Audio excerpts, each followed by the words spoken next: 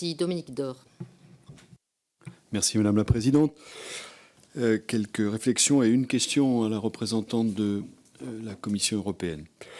Le Lyon-Turin, il est déjà venu devant l'Assemblée nationale via un traité en 2002.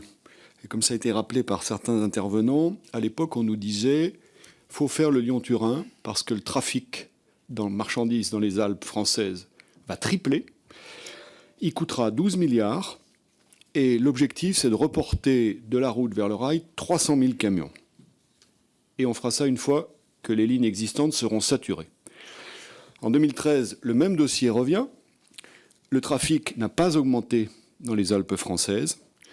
Le projet est passé de 12 à 26 milliards. Le Premier ministre a resitué l'ambition pour le report modal à 500 000 camions sur 4 autoroutes ferroviaires à travers la France, ce qui veut dire qu'on est passé assez loin des 300 000 qui était l'ambition sur ce projet-là à l'époque. Et on a oublié de parler de la saturation des lignes existantes.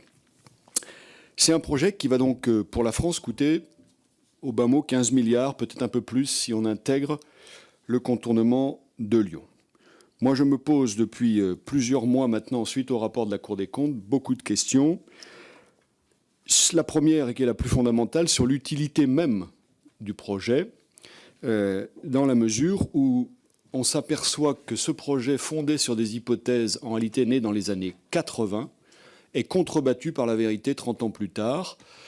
Je rappelle que Alain Perfit a écrit « Quand la Chine s'éveillera en 77 ». C'est à peu près donc à ce moment-là qu'on a les hypothèses sur lesquelles on travaille aujourd'hui, sauf que la Chine et bien d'autres se sont éveillés depuis. Et qu'aujourd'hui, les marchandises, elles ne passent plus par le fameux corridor Est-Ouest, à supposer qu'elles y aient passé d'ailleurs. Elles débarquent notamment pour ce qui nous concerne à Gênes. Et si vous regardez la carte de l'Europe, vous comprendrez qu'on ne voit pas très bien pourquoi, débarquant à Gênes, elles passeraient par Turin, puis Lyon, pour aller faire quoi? Alors on nous dit que ça pourrait venir aussi de l'Espagne, mais en région PACA, on vend les autoroutes de la mer, qui sont un moyen au moins aussi écologique que notre Lyon-Turin. Je m'interroge aussi, au-delà de l'utilité même du projet, sur son coût. Ça a été dit par plusieurs intervenants. La France va s'engager sur une quinzaine de milliards, peut-être un peu plus, peut-être un peu moins. Je ne vois pas comment on trouve cet argent. Et on pourrait peut-être le trouver sur de nouveaux instruments financiers évoqués par Mme Outman, par exemple les project bonds, mais il faudrait que pour cela, le projet soit rentable. Et comme ça a été rappelé par le représentant de la Cour des comptes, la rentabilité du projet, elle n'est pas assurée. Ça veut dire que c'est la garantie des États, en réalité, qui peut apporter de la rentabilité. Donc, c'est de la dépense publique dans une période où je ne vois pas très bien comment on peut le faire. Alors, moi, je voudrais juste poser une question, parce qu'il me semble qu'il y a une incertitude dans le financement de l'Union européenne. Pas tellement, finalement, sur les 40% qui ont été rappelés ici, un peu comme un gimmick depuis des années et des années, mais sur la base, sur l'assiette sur laquelle portent ces 40%. Si le tunnel, par exemple, n'est pas à 8,5, mais à 10... Est-ce que vous pouvez accélérer un petit peu? Je termine. Si le tunnel est à 8,5 ou à 10, est-ce que l'Union européenne vient mettre les 40% sur le surplus?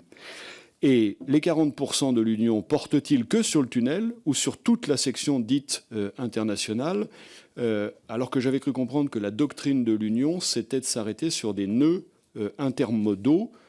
En l'occurrence, pour nous, ce serait Saint-Jean-de-Maurienne, excluant notamment Beldon et Glandon. Merci.